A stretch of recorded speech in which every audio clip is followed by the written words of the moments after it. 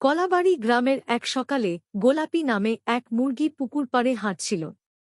তার ছিল ৫টি ডিম। কিন্তু আজ সকালে সে দেখে একটা ডিম নেই।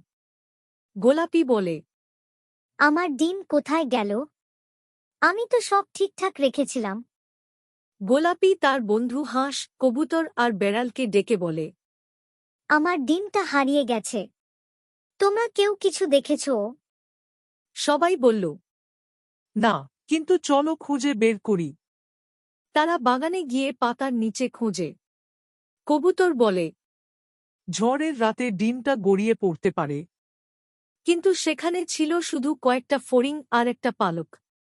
হাঁস দেখতে পেল কাঠবিড়ালি বসে আছে গাছের ডালে।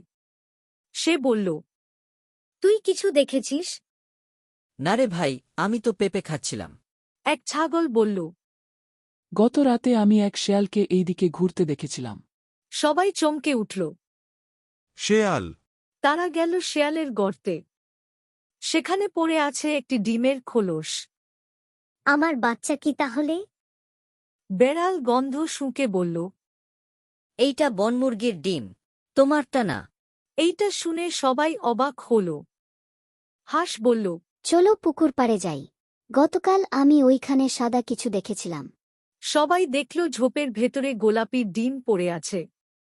গোলাপি ডিমটাকে নিজের ডানায় ঢেকে নেয়। গোলাপি বলল, এইটা আমারই ডিম। ধন্যবাদ বন্ধুরা। সবাই মিলে গোলাপিকে তার ঘরে পৌঁছে দেয়। সে ডিমগুলোকে নিয়ে আবার বসে।